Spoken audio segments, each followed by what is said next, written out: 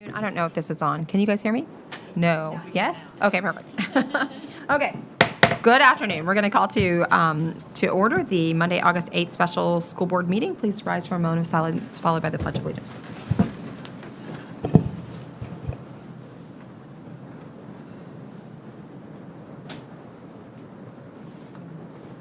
I pledge allegiance to the flag of the United States of America and to the republic for which it stands, one nation, under God, indivisible, with liberty and justice for all. Thank you very much. We have one public input card. I believe it's Mrs. Cronin. Welcome back.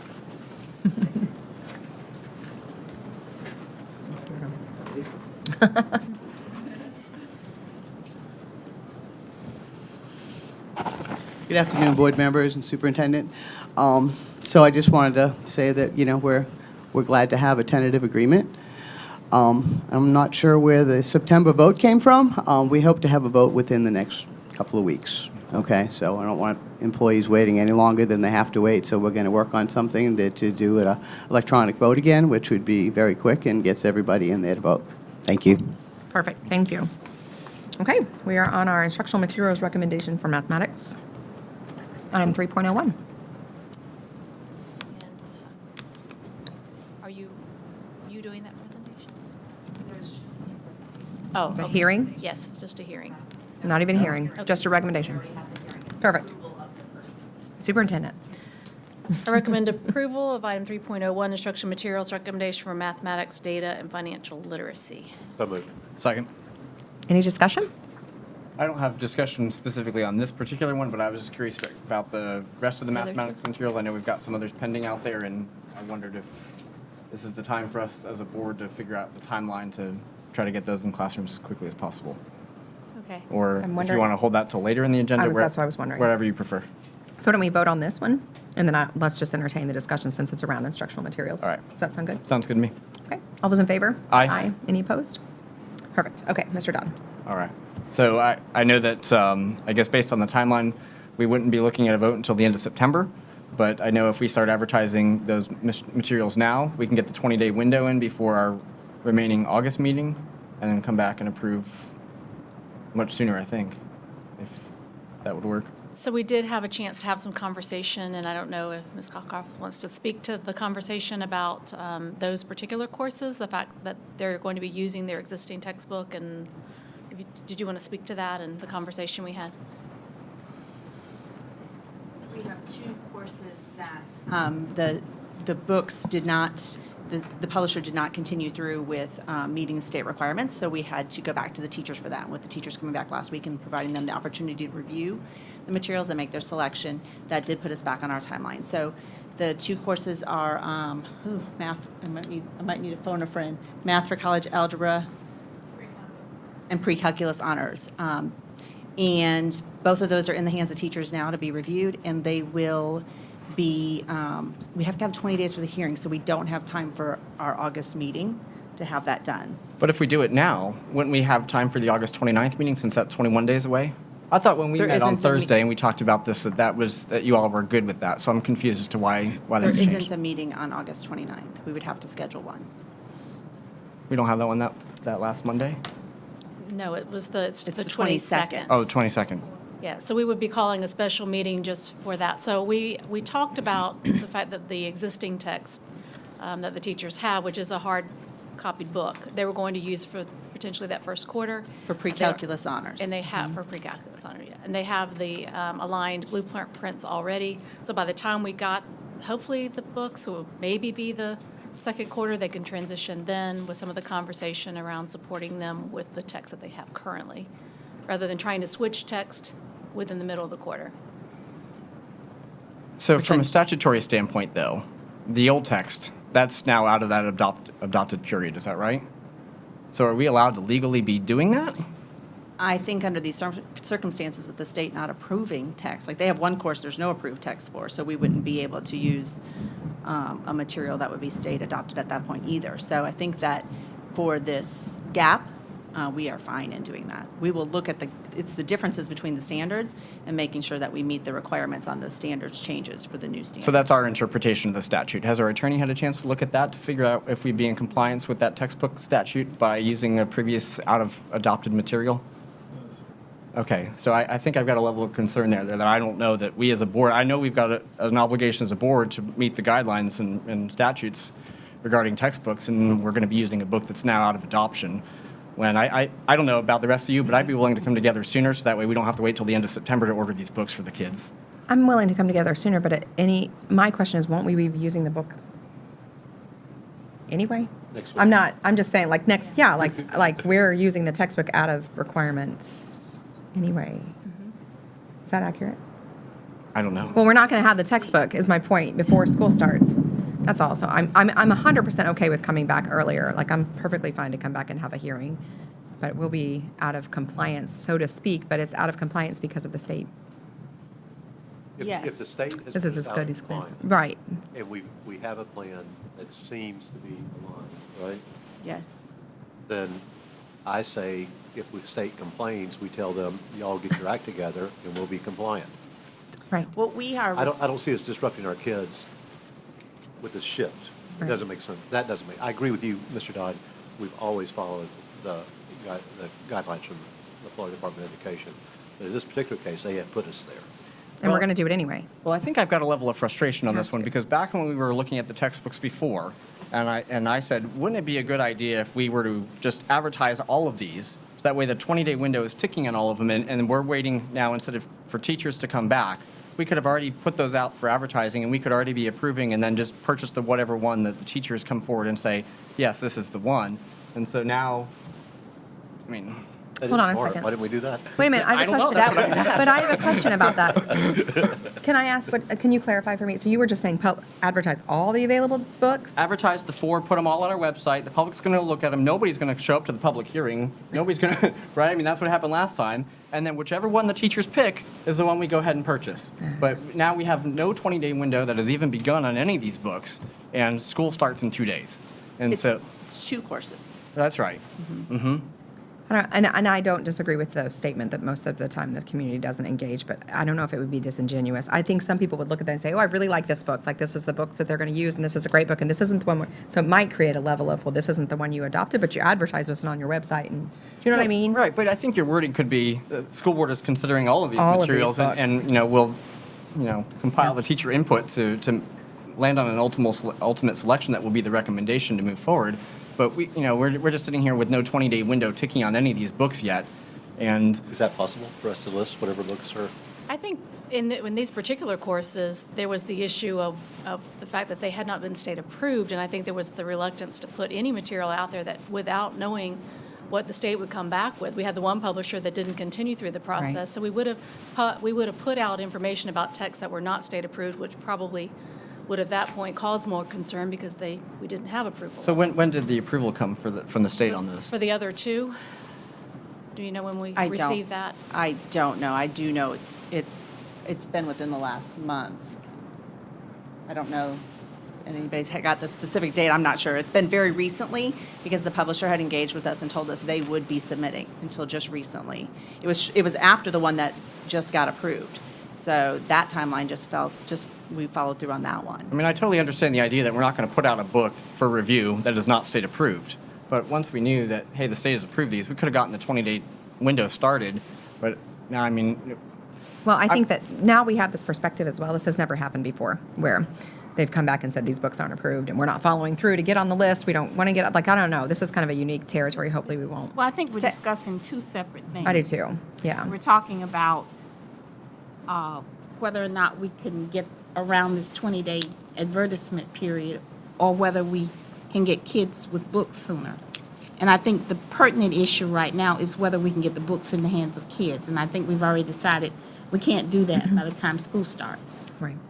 So I think Mr. Dodd makes a good point, and I think perhaps some time should be spent on just- following up what you're suggesting to see if that's a good idea.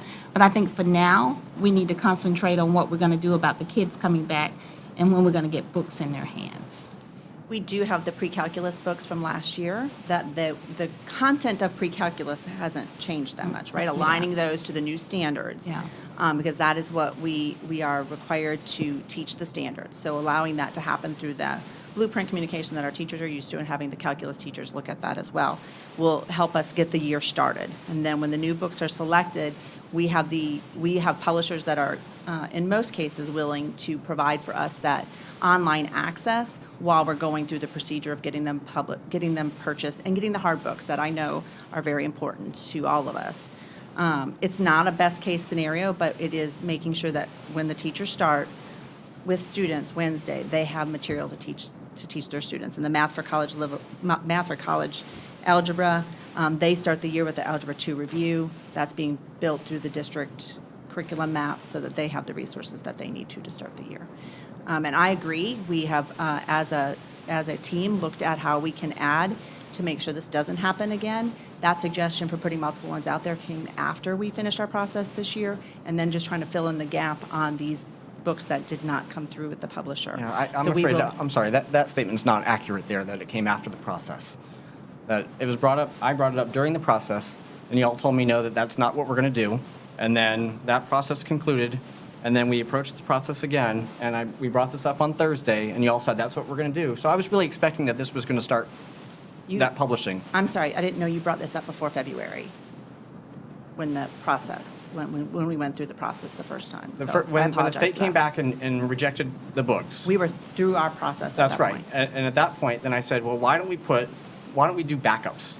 Yes. And y'all said, no, that's too much extra work, we're not going to do backups. And I said, but other districts are doing it specifically to avoid this challenge. So as soon as one gets the approved list, we can go ahead and order it. But no, that wasn't the idea then. And so then, but I was given some reassurance that we would do that moving forward. And so then I brought this up again on Thursday, and I left our meeting on Thursday thinking that we were going to go ahead and start publishing with this 20-day window. We're still not doing the 20-day window. And I'm not sure if I was getting the sense, if I didn't bring this up today, that we would be starting the 20-day window until after the teachers look at these books. And I I'm don't- happy to do the 20-day window if you guys want. There wasn't a meeting, but I'm happy to, the documents are ready to go. So, I don't know. So that's, So can you clarify a little bit, if we do the 20-day window now, what exactly are we advertising? Right. so you would be advertising the 4 books for these 2 courses so that the public can review all of those 4. And then whichever ones the teachers pick when they've convened their committee and make the recommendation to us, that those would be the ones that we would publicly hear, in that public hearing after 20 days. And then we can vote on those any day following the public hearing. Is that right? Are Yes. all 4 of those books state approved, or whatever the Yeah, the number is? state-approved ones. That's They're the doing whole 2 issue. for Yeah, each no, I'm with course, you, and they but are if- state If we approved, advertise yes. all 4 now, are those all, to answer the question before? Okay. When are the Yes, teachers they are. convening to make their recommendations? The teacher vote, I believe, is due on the 16th, 15th. Monday. Yes. So it would just give us a 6-day jump start on the 20 days. And yes. And I don't know when actually the hearing can be posted. That would be a question for Natalie. But we are ready to go with that. Can we figure that out? Just because I'm wondering time-wise, you're talking about a week to advertise, they're making their recommendation in a week, so could we not advertise it anyway? So I'm just trying to figure the math out, like, is it even worth it? It has to be advertised for 20 days. Right, no, but our board meetings. So let me go back to Natalie, so.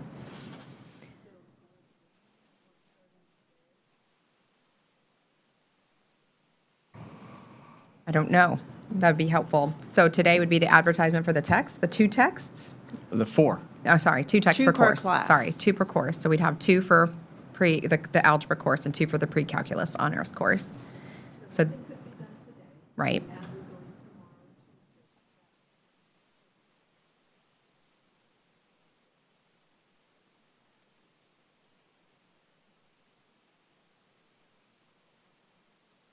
And then it would have to run through the 31st. If the teachers make their decision on Monday, the 15th, when would you be able to run that ad with the specific textbooks that were chosen by the teachers?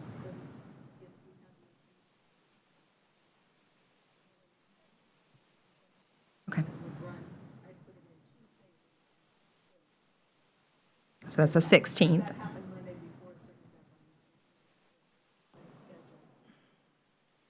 Thursday, the 18th? Oh, she said Tuesday, Did you say Tuesday or Thursday? so it would run Thursday. Run Thursday. So Thursday, the 18th. So we're talking So it's a week. I mean, that's a week you're ahead of other districts who are ordering as well. That's, Sure. So, may I ask a question? Because I'm still a little bit confused. I absolutely agree with you about getting ahead. But my only concern about advertising all four is what if the teachers, they're going to choose one, right? that's right. Mhm. So we've advertised, we put it out there to the public, and we've allowed them to see all of them. Are we going to get ourselves into a contest of the public versus the teacher? What if they, and I know most of the time the public doesn't come, but what if there is some public person who does, and they feel very strongly that they want the book that the teachers don't want? Are we going to then set ourselves up to have to hear endless complaints from parents and other constituents because they want a different book? I mean, are we opening up a can of worms that, I mean, I'm just asking. Yeah, no, I don't think so. I think the risk in this sort of situation is pretty small that we would, thank you for your comments. We're also considering the comments from the teachers who have degrees in this and are certified to teach these courses, and we're going to pick the other one. I mean, I don't know, Okay. I just know that, how backlogged a lot of these publishers are on getting books and to us, and the challenges on that, and if that's a weak advantage, and I mean, it's just one less of the stressor for a teacher to say, hey, the school board has taken it seriously and acted as quick as they can, rather than waiting till the end of Okay. September to order books, that's a long But is the time. intent still to introduce that in the second quarter? Because it'll take that long to get the book. That was our plan, was that we would work with the teachers to adjust again, the standards haven't changed. It's just a matter of once we get the new text, realigning that text to the standards as in accordance to the blueprint, so. And it's And- algebra and calculus, is that right? It's math for college, algebra, and then pre-calc honors are the two courses. You wouldn't see me redoing it coming forward. I think Mr. Dodd and I might have a vested interest We in have that a very one. vested interest in this one. I want my kid to have a book. But here's my question, though. That's, okay, so let me just solidify this timeline really quickly. So if we ran it from August 11th, you said 20 days? 30 Yes. days? 20 days. I think I did 30. Hold on. I did 30. That might make a difference. Just give me 1 second, please.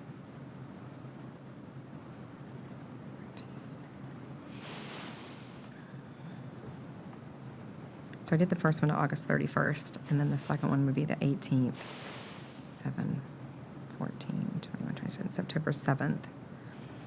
So when would we, our next board meeting isn't until 12th. September 12th. Yeah. So if we reconvened, we would have to either do the 5th, which is Labor Day. Yeah.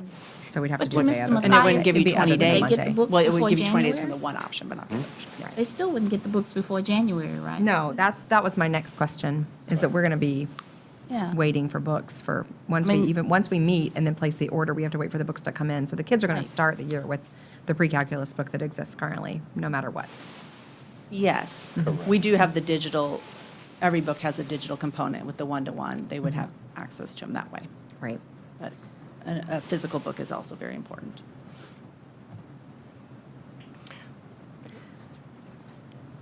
So as long as we, just convened for a public hearing anytime between August 31st and September 11th, then we could vote on this and allow you all to go forth and purchase at our regular school meeting on September the 12th, which would be 2 weeks ahead of where this is currently scheduled to be voted on at our September 26th meeting.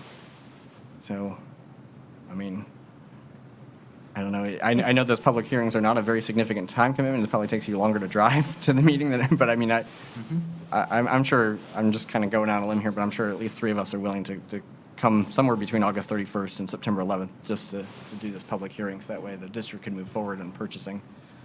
September 12th is a board meeting. Right, but That would be the hearing can't occur at the same day that we purchase. Got it. So, or that we Gotcha. vote to purchase. I just was thinking if we did it, if we planned a board meeting for the 8th or the 9th, then we could wait till the teachers have selected their materials and just advertise the one, and then it would, if we waited till then, they would advertise from the 18th to September 7th. So if we did it the 8th or the 9th, it would be the book That they've that the selected? teachers selected. Do you guys get Not what I'm two saying? that aren't selected. Correct. And we would still be within the time frame that you just suggested. And If then we did the purchase on the meeting, 12th. if we had another meeting on September 8th or 9th for the I'm good textbook with that. hearing. Yeah. Okay. And then they could order on September 12th. Are you guys available September 8th or 9th? Yeah. I The haven't, 8th is Thursday. I don't have my PD schedule for the fall Well, updated, the so- 8th is normally blocked off for us to begin with because of that's as agenda review day. Sure. So Yeah, so we're, I mean, we we're could- here all day. I have convene a special meeting at the start of that day to. I have a 10 o'clock, You have a 10 o'clock meeting that day? Okay. How long will it last? an hour, and then about an hour and a half. We could do noon. Noon That'd be one good for me for pickup and drop off. That's fine. Is that good? Good for me. So September 8. 8th at noon. And that way you can advertise the book that's been chosen by the teachers, if that's okay. Yep. Okay. And just to be clear, Natalie said that she needed the chosen books Monday morning, the 15th. Is that accurate? To place the ad for the 18th. They're not making the decision until Monday, so will we, right? That's my question. Noon on Monday is when we will So by have the Monday final afternoon, we vote. can have that to her. So is that going to be okay?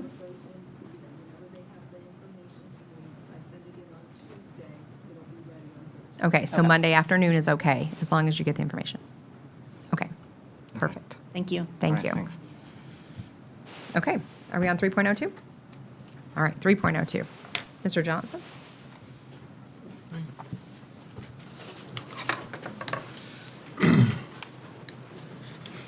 Yes, ma'am, there has come up a potential item for conflict of interest that we wanted to do something about resolving it today. We currently have a lawsuit filed against the school board by an attorney with Morgan & Morgan. Mr. Oyer, who is our risk manager, also has a personal matter that is being handled by Morgan & Morgan that is unconnected with the school, nor is it by itself of any conflict of interest whatsoever. Your employees are allowed to select who they want to do different work for them, and he has chosen this. But unfortunately, that firm has now filed a lawsuit on behalf of a client under the Florida bar rules that raises an issue of a conflict of interest because that attorney is now representing one person who is a client of his firm and another person who is indirectly involved on the other side of the same client, but a different lawsuit.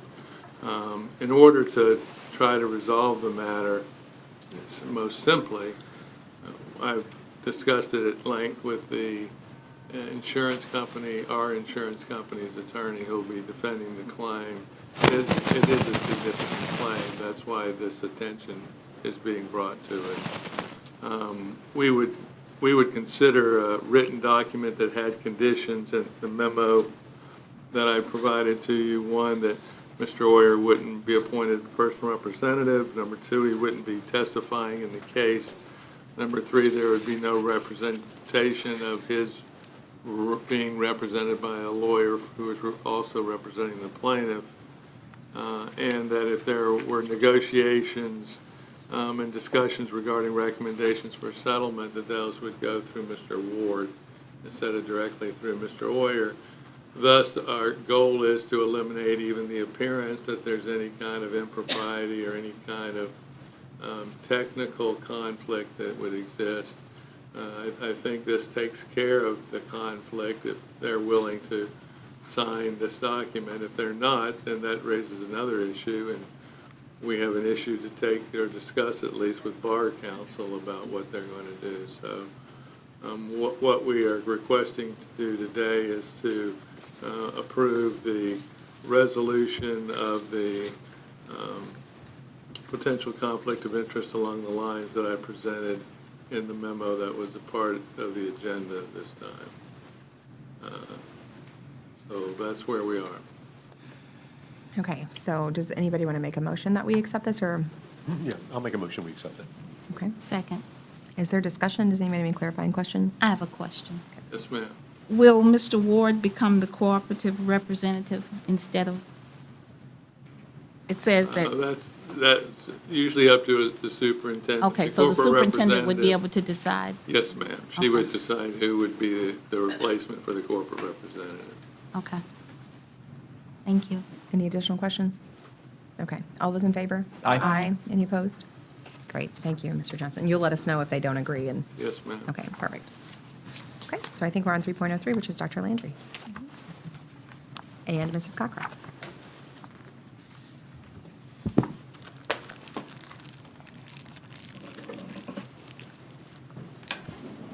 Yes.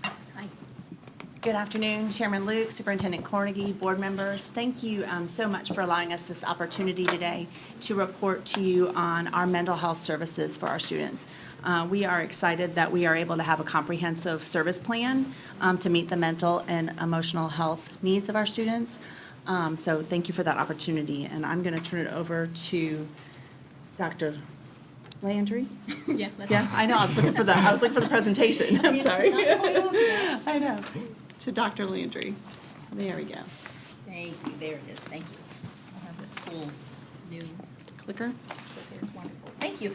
So, hi, good afternoon, everyone, board members, Chairman Luke, thank you so much, Superintendent. It's a pleasure to be in front of you again, talking about mental health. This presentation has two purposes this afternoon. One, to share data with you from the 21-22 school year. I want to give you just an updated some numbers in terms of the general wellness of our students in general and how the procedures and services that we have in place are working. So just want to give you some data, share some data. And then secondarily, I'd like to share with you the ways that our plan for the 22-23 school year have changed based on our data and feedback from stakeholders. The overall structure of our plan hasn't changed. You have a copy of that, was attached to the board workshop. And you received a copy of the comprehensive plan, again, but today I'm going to talk about the outcome report and how the big plan has changed. Okay, so I'm going to start with the outcome report. Maybe. Oh, it's down. So just to take a small step backwards, I wanted to just remind everyone that the original legislation in 2018 was the Marjorie Stoneman Douglas High School Public Safety Act. And that was Senate Bill 7026, and the major push for that bill was that all school districts in Florida must have a mental health plan. That's kind of where we all started. For us, the foundational law is Florida Statute 1011.62. It delineates how districts receive money from the state and allocations and how the district is to spend that money. Subsection 16 talks about our mental health assistance allocation, okay? The statute, as you know, is about the funds for operation of schools, and I have that statute in case we want to talk about it further. But basically, it says that this plan, the mental health assistance plan, is created to provide funding to assist school districts in establishing and expanding school-based mental health care. Further delineated in this statute is where we find direction for what they want us to spend the money on. So it says at least 90% of the district's allocation money for the mental health must be expended on the elements specified here in paragraphs B1 and 2. What do B1 and 2 say? Well, here they are. B1 says provision of mental health assessment, diagnosis, intervention, treatment, and recovery services to any students who may have a mental health or co-occurring substance abuse diagnosis or at high risk for such a diagnosis. And then the second one is coordination of services with the student's primary care provider. So this is kind of foundational for where we build our program, how we started building our program.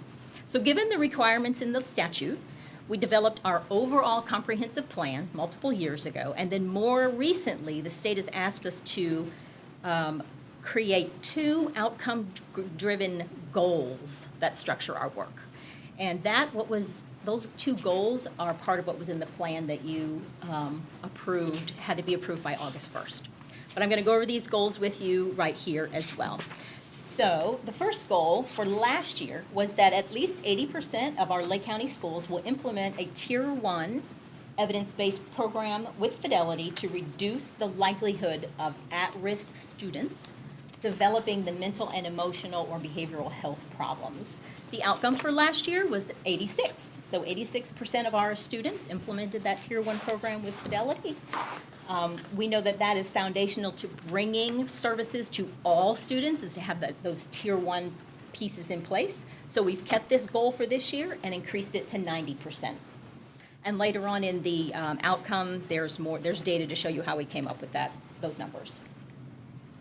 Oops, wrong way, sorry.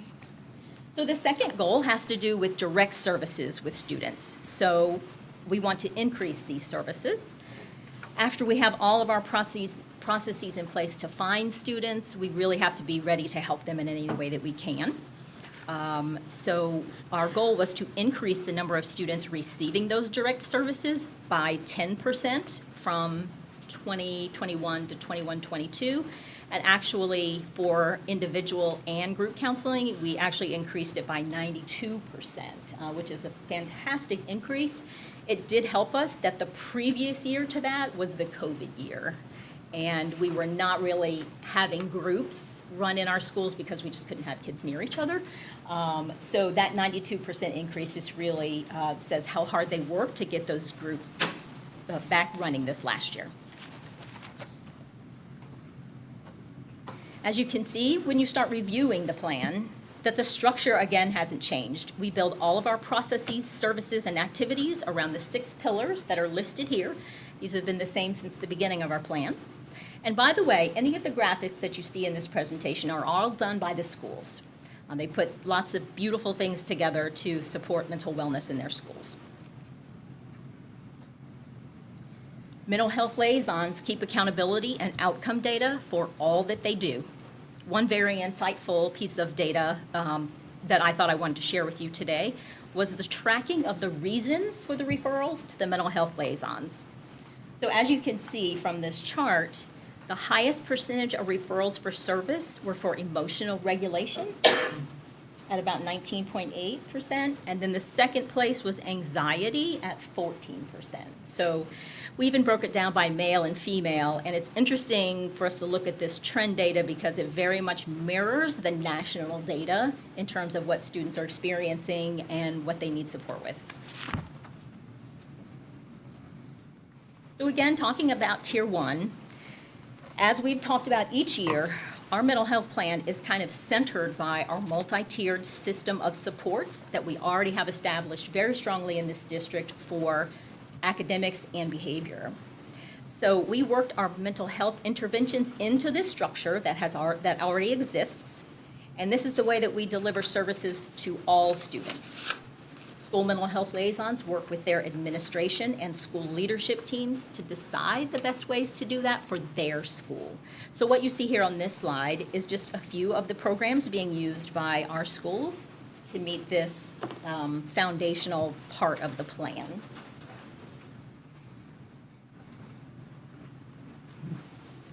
For students who are at risk or in need of direct support, our mental health professionals can provide individual and group counseling. Parent consent is always required prior to students participating in any of these Tier 2 or Tier 3 services. So the number of students touched by the mental health liaisons for individual counseling increased from 1,544 to increased to that number. That's the number of students. And the sessions increased to over 11,000. So it was about a 4.7% increase from the previous year. In terms of group counseling, there was even larger increase. In 2021, our numbers, again, were actually very low because of the issues that we were dealing with COVID. They increased this year to 664 students and over 1,500 sessions, which is an increase of 235%. So again, the group counseling really was able to make a great comeback this year. Collaboration is very important for our plan. Our collaboration with other agencies is not only required in statute, but it allows us to touch more students and bring services to students and families who may have greater needs than what we can provide in the schools. We have a long-standing positive relationship with LifeStream. They provide counseling through CCOS, wraparound services through the CAT team, and a clinical coordinator who works directly with us to help us intervene in crisis situations. So there's just some data for how much LifeStream is involved with us this year.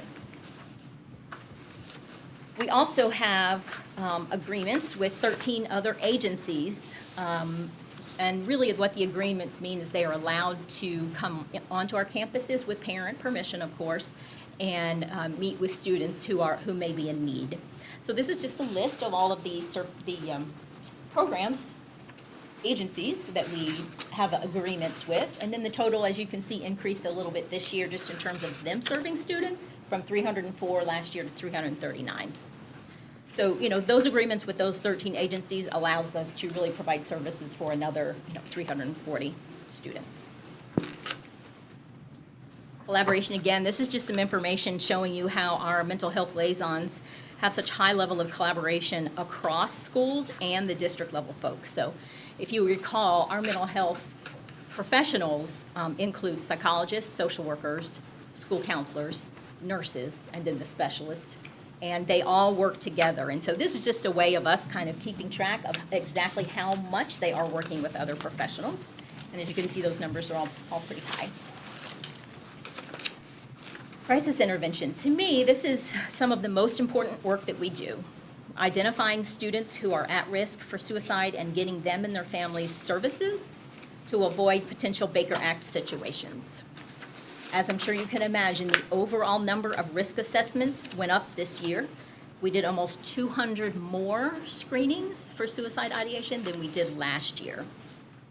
But as in past years, what this data shows us is that in elementary, the majority of the risk assessments that we do are low risk, 80%. And that's always good news for elementary. The percentage went down in the high risk for elementary from 13 to 9. So to me, when you have that high-risk category go down, what it means is those services that we're providing to students prior to this emerging crisis are really doing what they're supposed to be doing, keeping those high-risk numbers low. In the middle school, their percentages stayed really pretty much the same. 41% were low risk, 25 were moderate risk, and then 33 to 34 for high risk. High school numbers were 34 low risk, 34%, 24 moderate, and high risk, again, went down from 55 last year to 35 this year. So again, those students who are highest risk are continuing to go down. I want to explain the other category. This year we have an other category because it includes schools with multiple levels and special schools, like Lake Success Academy and our 2 new academies at Lake Hills. That's important for you to understand when you look at the data because it looks like our Baker Act number has almost doubled. It was 42 last year, and this year it's 78. But what's important for me to point out is that 24 of those Baker Acts came from the 2 academies, and we know that our most severely students who have the most severe needs are at the 2 academies, and so we would expect the Baker Acts from those schools to be higher. So the 78, the total number of Baker Acts does include those from the academies this year, and Lake Success. Okay, keep going. So each year, I share with you that I've been trying to bring the Prepare training to our district. We have finally done that and have a very strong presence of professionals trained. This curriculum is from the National Association of School Psychologists. It's an evidence-based model for teaching mental health professionals how to engage in crisis response and recovery. We have 90 professionals trained in Prepare. They've completed the 11-hour certification, and our regional teams have already been pulled out to the schools multiple times this year. So already we are getting return for our money on this Prepare curriculum. High reviews from the folks who are doing it. Also important to us is parent community awareness. Districts and school-based mental health professionals develop their own communication tools to increase mental health awareness and provide access to services, students, and the community. These are just a couple of examples of some of the things that they're doing. We have a newsletter. They each have some of them have Google Classrooms, they have links on their school websites, and we have a mental health portal off of the Student Services website. So we are hoping that lots of people are able to access services if they need them. Mental health awareness has been observed in May in the United States since 1949. We take this opportunity here in Lake to raise awareness of mental wellness and resources for help for those in need. Again, just a couple of the amazing things that are happening out at our schools. Every school participated in Mental Health Awareness Month in May, and they will again this year, and they love it. They have a great time. The kids really, there's some amazing videos out there if you haven't been able to watch them. Professional development. So this is another requirement by statute, that school personnel are required to receive professional development in and this is a quote right from the statute, mental health awareness and assistance training program to help school personnel identify and understand the signs of emotional disturbance, mental illness, and substance use. So we're required to deliver that training, and the state of Florida has chosen the Youth Mental Health First Aid as the program that we're going to use to meet this requirement. So each year, we send professionals from Student Services to the National Training Center to become trained, train the trainers to help us implement this. We have 11 of those trainers in our district, and they go around to schools. We offer this training out at Student Services. We even offer it on Saturdays and Wednesday nights, if that's more convenient for them, and then pay them a stipend if it helps. So we're trying to get this training out there as, in as many ways as possible to make it easy for all of our folks to take advantage of it. So the data there, for the first 3 years when we were doing this training, we trained 3,573 people. And then we realized that the law said, you can't just tell us the number of people you've trained. You have to tell us the number of people who are employed and actively certified. And so that number is 2004. So we were a little bit more optimistic earlier when we were looking at the data. We thought we were around 77%. It turns out, no, we're at 45%. So 45% of all of our district and school personnel have been trained in this program. House Bill 1421, new this year, says that we have to have 80% of the school personnel trained by July 2023. So we have a big lift here, getting from 45 to 80, but we're gonna work on it. We're gonna do the absolute best we can. So I have a question on that one, if I could, please. Sure. Okay, so the previous statute that you had on the screen, Professional development, yes, sir. that one, that's this Youth Mental Health First Aid, Wait a minute, go back this way. that one. Yes, sir.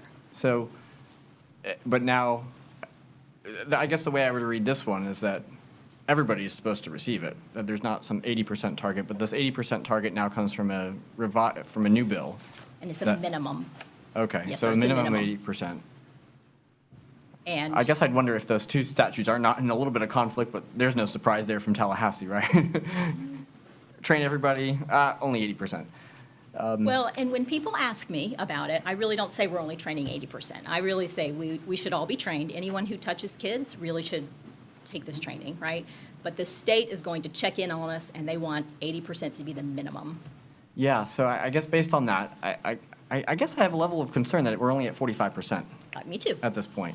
And Me too, and it has to do with attrition. so, So we lost, we lost a lot of people who were trained. sure, that currently statistically, the odds of me as a student, I'm going to more likely bump into an employee who's not trained versus an employee who is trained. The good news is, though, we have employees trained at every school.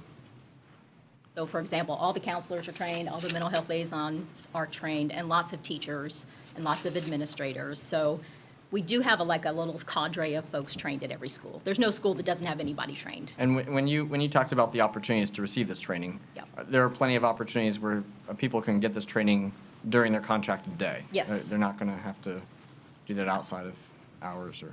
You can do it virtually now. We even have a blended version where you can do some pre-work, then you can do a virtual piece that's 4 hours. And that one's a little bit more tolerable to some folks who don't want to be in a classroom for 6 hours. And we have an in-person version for those learners who really like to just be in person and learn. So we even have a couple of different platforms. And is that something a teacher or an employee has to do in one sitting, or can they break this up if they're doing it virtually? If they're doing it virtually, there's pre-work that's about 2 hours, and then they come and sit for 4. And are you all offering that like on your PD days, or is it? Yes. Okay. We also are going around and doing mass trainings at schools. So when school principals say, hey, can you come over here to Pine Ridge and do a training for our entire faculty, we're doing that as well. Okay, because I just certainly think back to trying to find 4 hours in my day as a, I know. as a teacher to do this training, when you've got this endless list of other tasks to do. That's know. a significant chunk of time. It to- is, to and that's why we dedicate. offer off-contract stipends. Okay. Because people take advantage of that Saturday. I thought they wouldn't, but they do. They're very grateful to have just some time on a Saturday and get paid for it, so. Okay, and is there a penalty if we're not at the 80% by July, and what does that look Well, like gosh, for I us don't as a know. district? Honestly, I don't know. Okay, A letter to the superintendent, maybe, all right. get where you need to be. But we have 11 trainers and a whole year, so I'm optimistic that we're going to get there. Okay. Any other questions about youth mental health for state? All right, keep on going. So that's that. Another pillar of our mental health plan is program development, and I always make fun of the fact that this is one slide, but the mental health liaisons feel like this is their whole life. Like they feel like they are doing this 24/7. And the idea is that they take our district plan and they build a plan that works for their school, with their school leadership in terms of what services they need and needs identified by the parents and the students. So that's the last part of the plan. Okay, so what I would like to do now, let me stop here and ask you if you have any questions about the data pieces that I've shared so far. No? I don't have a question, I do have one comment. Yes, sir. So initially, I always perk up when I see 1011.62, because that's the FEFP. Yep. And it gave us all those requirements. So I just looked up what the allocation on that categorical is. And it's $2,266,104. So if it were not for the .75, all the hard work that y'all have done would probably not be done, right? Absolutely would not. Or That's not correct. with the fidelity. I just think it's worth at least acknowledging how important that .75 is and to this hard work that we're doing. That's it. And just to further say on that, when I talk about our plan in other districts or with the state folks, other districts are extremely envious that we have such support here in Lake County Schools that we can have. I mean, to have a dedicated mental health liaison on every campus doesn't happen in other districts. So we are extremely lucky and grateful. Yeah. Okay, we're good? I would be remiss if I did not mention the equity compression needs to be permanent, and we need to get them to vote for it. Now done. Yes, sir. And I need mental health counseling on this. So I just wanted to briefly go through some changes in our plan, because again, it is very, very similar. These are some of the changes. I have a slide on each one of them, so I'll be able to just walk you through these real quick.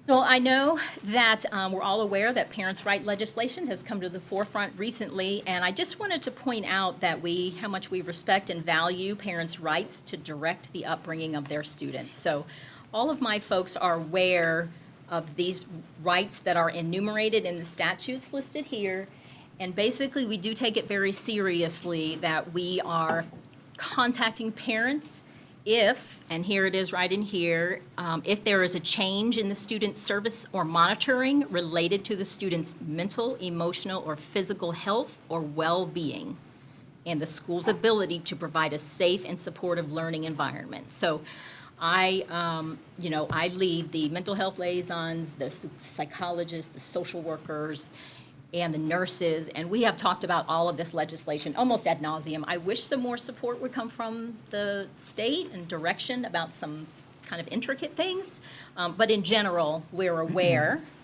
There's that piece. There's also this piece that says that schools cannot adopt procedures that prohibit school personnel from notifying students, parents about things. So I can't develop a form that says, hey, in this instance, don't talk to this parent about that. That's not allowed anymore. So we're mindful of that one as well. And then the last one I wanted to point out is that it is in the law that student support services trainings will be developed or provided by a school district, but we must adhere to the student services guidelines, standards, and frameworks established by the Department of Education. And that does sound wonderful, but we are waiting. We're waiting for those to come, so. But when they come, we will certainly follow them. Again, this year, we have a district problem-solving team. You may have heard last year that children's behavior was monumentally difficult because they almost forgot how to be in school. And so we started this district behavior solving team last year. We're expanding it this year, getting feedback from folks on how we can make it better. And so that's a part of our mental health plan. One of the points of clarity that we keep continuing to see is that we have more students in need than we can provide direct services to, especially the students who we find are have the highest level of need, maybe even that we can't meet in the schools, that they need therapeutic services. So what we're doing this year is I've gotten permission on the allocation plan to hire 3 regional therapists. There'll be 1 per region, and they will be fully licensed mental health professionals. So these 3 folks will be providing therapeutic services for our kids. They will work for us. They'll be very similar to the folks who help us at Livestream, except these 3 folks will work for us, and we'll have 1 per region. And what we're hoping is that will help take off the backlog from Livestream and from our other agencies. This is new that I know the public will be interested in making sure that we share. There is now a requirement in Senate Bill 590 that we must report to the state each year students who are subject to an involuntary examination, which is a Baker Act, from school. So annually now, we have to report the number of involuntary examinations at schools, on transportation, so if it happens on a bus, we have to report, and at school-sponsored activities. So this was the first year that we had to report. I have a copy of what we have to fill out, if any of you all would be interested in seeing it. But the point I wanted to share is there are no names shared. We report data by school. So we keep data all year long in an internal site that very few people have access to. And then one of those ladies at the end of the year, she counts them all up and reports it to the state. So that's a new requirement this year. Just wanted you to make sure that you were aware that it's out there. Okay? Our 5-hour mental and emotional health education, again, required by Florida Administrative Code. I just wanted to let you know that our course this year, we are not using Edgenuity. We used last year. We got some feedback from some of our stakeholders. And actually, the teachers didn't really enjoy Edgenuity last year. So this year, we are using, well, let me just read this to you. The course begins with an introductory lesson on mental health and suicide prevention. The second lesson focuses on drug and alcohol prevention through the Department of Education's The Facts Your Future. A lot of what we're doing in the education is right from the state of Florida's website. Lessons 3 through 6 include video and discussions from the movie Angst. This movie is amazing, and it is a 45-minute documentary built around elementary to high school students' experiences with stress and anxiety, with them talking candidly about how they've been affected, how they've coped, and their optimism for the future. The trailer and the full movie, 45 minutes, is on our website, so we invite parents to watch it. There are resources for them if they would like to talk with their students and their children about anxiety and how we cope. And then the last session in our year training will focus on human trafficking and staying safe, again, using DOE human trafficking website. Also, after we've done this multiple years in a row, after sessions 1 and 7, we ask all of the students to complete a brief wellness questionnaire so they can let us know not only what they think about the instruction, but how they're feeling after going through the instruction, because some of this information is heavy, And if it triggers someone, we want to make sure that we know so that we can get a counselor to help them within 24 hours. And we do that. And for some schools, it's a big burden, but we pull a whole team together, and we want to make sure we see all those kids within 24 hours. So I think we've used a variety of different platforms to deliver this. have. And it seems like every year we're trying a new one because they didn't like the old one. Yeah. Did teachers weigh in on this particular one here? Or I guess I'm wondering, how we decided or concluded that we're going to pick this one? So we shared it with the mental health liaisons. Some of them got some feedback from their teachers. Just in general, it seems to be more geared towards what people do like and don't like. So the kids and the teachers said, we don't want adults, especially the kids, we don't want adults talking to us about stuff. We want to hear from our peers. So this movie is really all about peers, but we still want to keep a component that's very professional and someone credentialed who's providing some guidance. So every year, we just try and take the feedback and hone in on something that's a little bit more successful. You may remember last year, it was wonderful, the superintendent put her foot down and said, oh no, we're not doing this all in one day. We're going to do this every month. And people love that. Kudos on that. So all I can say is we just listen and we try and modify as best we can. I think we're on a platform now that we will be able to continue to modify within this because it is created in our district to meet the needs of our students using resources that are widely available and evidence-based. Yeah, the platform last year, we couldn't change once it was out there. It was purchased. Yeah. Right. So we have more control over what's in this year's plan. So we modify the content on this? Yes. Okay. And there's a hub. It's there, but I know you don't have the PowerPoint. I'd be happy to send it to you. But we have a hub that lists all the different links that you can go to. You can see the letter that we send to parents. You can see a trailer. You can see some of the resources. We make a timing guide for the teachers. We make a whole PowerPoint that we train the teachers, like, here's what it's going to look like. How can we help you? How can we support you? So that's all on the hub. If you'd like, I'd be happy to send that to you guys. Okay. And Dr. Landry, I think you just addressed it, but on the student questionnaire in September, then the feedback questionnaire in March, that information shared with parents as well? Yes. Okay. You're Not Alone is also one of the programs that we keep getting more and more positive feedback about. This is a peer-based program, so we're going to continue to expand it with the support of Be Free Lake. Student ambassadors receive 5 hours of mental health training, and their parents and their guardians also are offered the training of that youth mental health first aid, that state program that we actually give to our folks. It's a program that really just, it's not a mentoring program, it's not a peer counseling program. It really is just teaching the kids how to recognize in your friends when a hard day is not really a hard day, when it's a little bit more than that, and how to get your friend to someone who can help them. We have it in every high school, and we are continuing that work to get more and more ambassadors at every school. We also talked about continuing to try and do this at middle schools. We really want more peer involvement at middle schools. So this year, we're introducing another Cognito platform. We have much success with Cognito, and it's called Friend a Friend. And the goal here is we're going to do this in middle schools. And the goal is to prepare students to navigate emotional and mental wellness challenges using experiential learning to support and empower. So the goals of Friend to Friend is to teach effective communication skills, empathy and active listening skills, help-seeking skills, and social awareness skills. So what we're doing, again, is training the peers to have those skills and then putting them out into the school to help be there for other kids who might need to talk or might need the help of a counselor. Okay, so we'll be starting that this year. And then Handle with Care, we introduced that this last year. This is the notification for students who have some sort of a trauma overnight.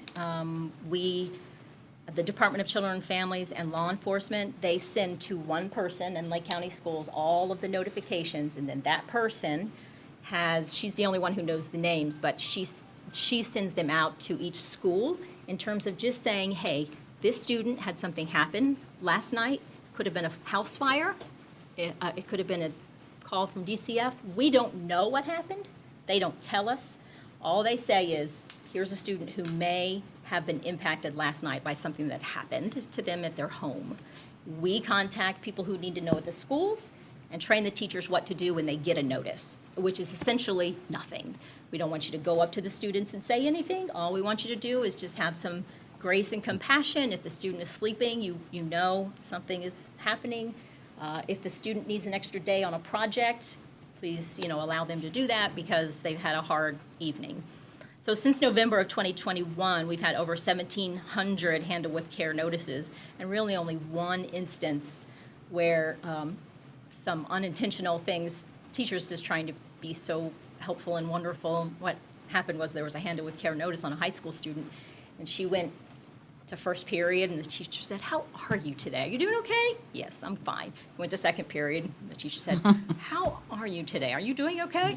Went to third period, and by fourth period, the kid's like, "Listen, somebody knows that I had something happen last night." So it was well-intentioned by the teachers, but, that's what we use as kind of just like the example of, we don't even want to inadvertently let people think that we know their information. We don't know what happened. We just want to make sure you're okay. Yes, so we'll be continuing that this year as well. All right. Whew, okay, so that's all my information. What can I talk with you about? I've got a quick one. So on the You're Not Alone in the Friend to Friend, how is that taught? Is it videos? No, we have people come in and provide the training. The Friend to Friend is video. It's a video platform where they work with avatars to help them train up. But the You're Not Alone are people trainers. People trainers? Yes. Is that outside of school time? Aren't the students who are selected, they get pulled during class time to do that training? It's for students, right? It's peer-to-peer. It is And did the training happen during the school day, or does it happen outside of school hours? during the school day. Oh. So we work Is that with. new? For the You're Not Alone?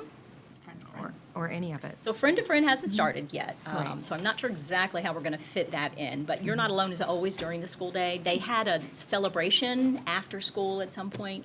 But what Be Free Lake just worked with the principals, and we kind of just tried to squeeze it in, during lunchtime, maybe they'd have a session, but they fit it in. The parent training is offered on a Saturday, is that correct? Yes, yes.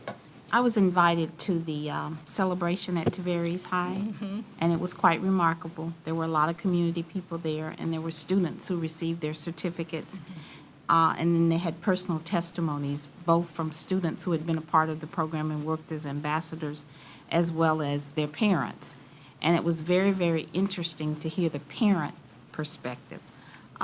So from those few parents, I shouldn't say few, there were about 30 of them. But from the parents that I saw at Tavares, it seemed to be well accepted and really liked a lot. And they expressed a great concern that, more kids, they wanted, they knew other kids that they wanted to be a part of it who I guess because of limited numbers had not been a part. I did not hear any negative conversation about it. It was all very positive. So I was very happy. And I actually got the invitation from not the school, but the organization because I happened to know someone who was going to be there. But it was very interesting. Thank you for sharing. I Yeah. don't hear any negative feedback about You're No. Not Alone. I think the students love it, the teachers love it. Yeah. Very successful. And you said now the parent training is optional for the one that's in the You Are Not Alone program. Is that correct? It's always been optional. Like, we're not going to say a child can't do it if they don't have a significant adult who can come and do the training. But we highly encourage it because that's our way of actually getting to the community also and the parents.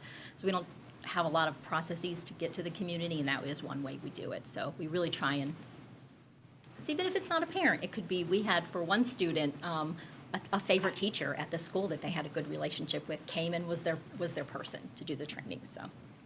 Jensen was invited, and I didn't go because I didn't have a Saturday, like Oh. within the time frame that they were offered, and it was my understanding that I had to go for her to be a part of the program. So if I have that understanding, it just makes me wonder what, Did she not get to participate No. because she couldn't go? Okay. which is okay. That's okay. She's got a lot on her plate. Yeah. This is a year and a half ago. I just was curious. When you said that earlier, that it was optional, I thought, I don't know that that's not a bad change, because if my inability prevents a student from being able to shouldn't, participate. right, it shouldn't. So that's good to know. And I personally am thankful for the change in the curriculum. So I think that making it more based on our students' needs and making sure that we have access to that and that our parents can have access to that if there are questions that arise. It just is way more transparent when we are living in a culture that's suspect. So I appreciate the change. So that 45 minutes that occurs every month, is that going to be in a certain class, like in your ELA class, or are schools setting aside 45 minutes outside of a class to do that, or Very dependent on the school. each school's going to do that The a little mental health differently? liaison got with the administrator and their team, and they decided when it would work best. Okay, And they're doing it lots of different ways, some very creative. They're making it work. all right. Any other comments, board? I could just comment on that as well. I, the principal, got invited to visit Tavares High School for an afternoon, and I actually went into classrooms and saw teachers do their thing, and then I spent some time with the mental health liaison. And then the nice lady from your office came over and met with me at the very end, the regional person. And again, I was impressed. I was very much, now I could see a difference in some of the classrooms. Some teachers really got into it, and you could tell the teachers that had a great rapport with the students and the ones that the students trusted and, felt comfortable with. But for the most part, I didn't go into any classroom where I felt that it wasn't beneficial for students. So I can honestly say, I saw good things happening. So, I think we have a lot that we can be proud of in our Yeah. district, like the commitment to the wellness of our students. Yeah. It's something special. yeah. Okay, great. Thank you, ladies. Very much. Thank you. Okay, so we are on board member comments, I believe. Mr. Mathias? I'm going to waive board member comments. I know that you and Mr. Brandenburg have another appointment, and it's getting close to the time when you need to be there, so comments waived. All right, Mr. Brandyberg? I'm good, thank you. Mrs. I'll wait. Okay. Nothing today, Oh, thank you. Perfect. Okay, superintendent. I'm not waiving mine because, but it'll be quick. I wanted to thank Ms. Cronin and her team, along with our HR team, who, again, through collaboration and lots of hard work, were able to reach tentative agreements. So thank you for your leadership and for your hard work. And also, just with school starting on Wednesday, I just wanted to wish everyone a happy new year. Excited about the start. Several of us have been able to attend some of the chamber events, Leesburg Chamber last Friday, and then today we were with the Claremont group, and the city of Mount Dora also had a back-to-school event today. So lots of great things happening. So thank y'all for being a part of that and all the support of the community as we start school, and just wish everybody a great start on Wednesday. Yeah, thank you. Mr. Johnson? Oh, no. Okay, meeting adjourned. Thank you.